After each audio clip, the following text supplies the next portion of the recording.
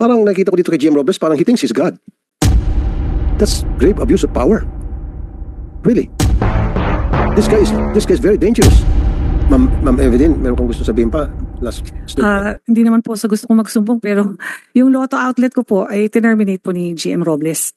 Bakit po? Dahil po nag-attend ako ng prayer rally dahil hindi pa nga po na ibabalik yung cancellation. Kinancel yung Lotto. Terminate po niya noong June 10. Bakit daw po? Po nag-attend ako ng prayer rally. Ano yung So prayer? wala po akong hanap buhay talaga for almost 3 months na po mag-100 days. Malakas pa naman po doon sa amin ang pataya kasi gawa ng mga sundalo po doon sa amin tumataya kasi sa Tanay po yun eh. Dapat, sir, Mr. Reyes, kayo po isang dating judge, di ba dapat patas tayo? Walang kinalaman sa kanyang political belief, yung kanyang negosyo. Sana hindi nang pikialaman. Baka pwedeng pakibalik, sir. Sorry, sir. I'm not, Sino Your ba- Honor, Your Assistant General Manager, Mr. Casas? Kung siya man, Attorney Patiag, kung siya man yung umattend ng prayer rally, kung ano man prayer rally na yan, and hindi ko alam kung ano yung pinagsabihin ng prayer rally, kung yun ay something na hindi maganda sa pandinig ng PCSO o against sa mga belief ng PCSO, wag natin pakialaman yung kanyang negosyo. Baka pwede pakibalik, sir. We will bring this up to the management, Mr. Chair. Kasi po ito yung nangyari nung June, nung panahon po ni Mrs. Gabuyo. Ako lang po pansamantalang nakaupo. Pero titignan po namin yung records po, Mr. Chair. Yes, it was AGM Gabuyo wrote me a letter also na due to, binalidate lang niya po yung letter po ng show cause order po ni GM sa akin na Ano nakalagay po sa show cause order? nag-attend po ako ng prayer rally. Nagdasal naman lang po talaga kami and marami rin naman po kami. Kaya lang talaga pong dito po yung show cause order po. So because of you attending a prayer rally, kayo po ay na-issue ng show cause order. Opo. Tapos nag-explain naman po ako na sana po kasi naghihingi po kami ng audience sa inyo. Sana kinausap niyo naman po na yung mga agents kasi gusto lang po namin talaga mabalik po yung cancellation. Dahil nga po February 12 po yung last nating meeting tapos wala pong nangyayari. So that was already in May 3 and 16 po. Nagpunta po kami doon sa harap lang at nagpaalam naman po kami. May mga pulis nga po nagdatingan. And we were just prayed lang naman po quietly. At yung mga ibang agents nga namin, pinagre-resign po siya. Hindi ko po pinayagan yung mga placard na merong resign Robles. Kasi sabi ko wag ganyan. Prayers lang tayo, sabi kong gano'n. Kaya yung cancellation lang po ang inano namin in a piece of paper na sana mabalik po ng PCSO. And then po nung I received a letter po ng May to show cause order po na sinasabi nga po na i-explain ko daw kung bakit hindi ako dapat i-terminate. Dahil nga po nag-attend ako ng prayer rally. And then I wrote a letter po, nag-apila ako po, sumulat po ako sa kanya and then nagpunta pa po ako ng personal sa kanya regardless of meron pa po akong letter sa kanya tapos nagpunta po ako ng personal, kinausap po siya na sinabi ko po sa kanya na yun lang po yung bread and butter ko at yung anak ko naman po ay kagagaling lang po sa heart surgery. Naman po ako nakuhang tulong talaga sa PCS. And then 3 weeks ago, I was diagnosed po na I have a cancer at my breast. So parang siguro sa sobrang stress na po dito, wala kaming hanap buhay. Parang sobrang naman pong, parang sa akin po, parang masyado naman po akong pinersonal at siningle out po ni GM Robles. Parang nagbeg po ako sa kanya, nakiusap po ako sa kanya, pero ayaw niya po talaga. Sabi niya po, basta terminate. Sir, Attorney Patiag, nandun ba sa kontrata ng PCSO na bawal ang mga lotto operators mag-attend ng mga prayer rally?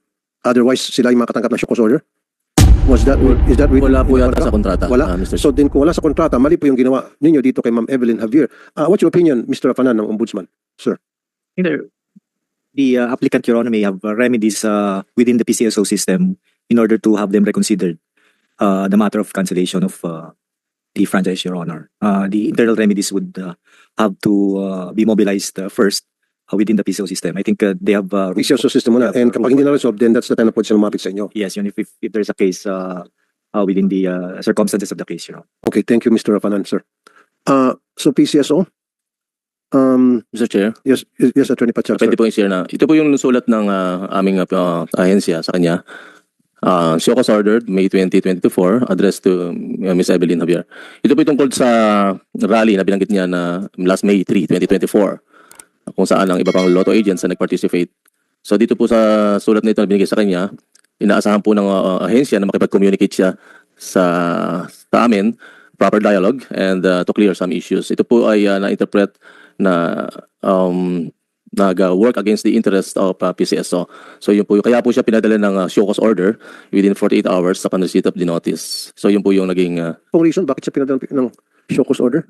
Apparently dito po sa rally na ginawa sa tapat ng opisina ng PCSO last May 16, 2024 at saka po yung May 3, 2024. Okay. And then this one is So, Sabi ko rito. in short po, attorney, yan nga, tama nga siya. Kaya na-cancela yung kanyang kontrata sa PCSO dahil nag-attend siya ng rally.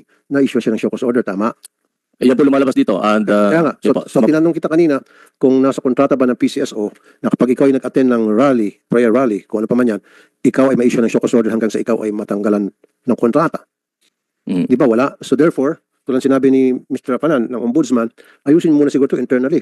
Siguro pakibalik na lang, mag-usap na lang kayo. Di ba? Mag-usap ng maayos. And then after na makapag-usap kayo ng maayos, magpakatawaran kung ano man yung mga problema, and then ibalik na lang yung negosyo niya. What do you think, Attorney Pachag, sir? Paratingin po namin sa management, Mr. Chair. Nasaan nga pala si Chairman GM Robles? Officially po nasa official travel sa Portugal, Mr. Chair. Okay. Lisbon, Portugal. Okay. So, sige, mag-usap-usap po kayo. Kausapin si GM Robles, saka itong si Ma'am Javier. Kayo po, Attorney Pachag, kasama siguro si Chairman Reyes, kung ano yung pwedeng gawin na para maplansya yung problema. Yung pong lotto agents po, yung lotto outlet ko po 20 years na po siya eh. I have never violated anything in my contract. We re-meet every day. Lahat po ng takot po kami diyan sa mga violation kasi alam namin yun po yung reason para ma-terminate po ako. Kaya I was really, my whole family, my relatives, they were quite surprised na bakit terminate na lang ng ganun dahil lang nag-attend lang ng prayer rally. I mean, lahat naman po tao may karapatan naman pong tumulong din doon sa ibang agents po para marinig po or ayaw po niya kaming dinggin yung aming Ano to, prayer rally in front of PCSO? Opo, doon sa kabilang side lang po. And we were not making That noise. prayer rally is para telling PCSO na there is a problem, please help us. Yeah, we pray na ibalik po yung cancellation of tickets, ibalik po yung 2,000 na bigyan na po ng machine yung 2,000 outlets. Yung dalawang issue lang po na yun ang pinag-pray namin doon. Yun naman pala, Attorney Pachag. Nag-rally sila sa harap ng PCSO, nagdarasal na sana maibalik yung kanilang mga outlets. Ano masama po doon? Ba't personal? Saka ako lang po talaga ang Dahil kayo pong sa presidente. daan po na nag-attend ng prayer rally, ako lang po. So, Attorney Pachag, please, when will General Manager Robles comes back? I understand up to 26th, Mr. Chair. 1 week po yata, Mr. Chair. Okay. Siguro po sa susunod na hearing, I want him here and then gusto ko pag-ayusin ko sila ni Ma'am Evelyn at maibalik yung kanyang outlet. Sabi niya, wala raw siyang violation for more than 20 years. Ginagawa niyang lahat na tama. And then nag-attend siya ng prayer rally, parang short of saying, nagdarasal at nagmamakaawa na sana maibalik niya yung mga lotto outlets nila nagsara and then napunada. Binalikan sila. Personal. Parang nakita ko dito kay GM Robles, parang he thinks he's God. That's grave abuse of power. Really. This guy is very dangerous. You give him little power, he exceeds. Delikado to, nakatakot tong boss niya na si Robles, GM Robles. Paano na kaya kung ito ay naging presidente ng Pilipinas? Baka lahat tayo, kunting mali lang dyan, kukulong tayo lahat. Kasi sabi sila, abusado itong boss mo, yung si Robles, napaka-abusadong tao. He's playing God.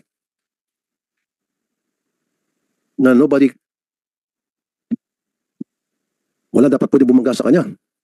Nobody should cross him. Otherwise, ayun. Grabe naman po, Attorney Pachag. I'm sorry, Attorney Pachag, this is not for you. This is for your boss. Diba? Pakisabi na lang siguro sa next hearing. I want Chairman Robles here at pag-ayusin natin sila. Gusto ko may balik, wala naman palang ginawa. Kayo, Prayed. hindi ka nagsulong mga batila. Ano? Hindi? Hindi po. Okay. Nagdasal lang kami and we did not stay long there. After the prayers, umalis na rin po kami. Oh, okay. Pero they took our pictures. I mean, from the office of the GM, they took our pictures. There were policemen who nang pinadala doon. Nakita naman po ng mga police na, naman po, peaceful naman po yung prayer rally. Hindi po kami nang gulo. Sige ma'am, sa susunod na hearing, pag nag-attend si GM Robles, pag-ayusin ko kayo.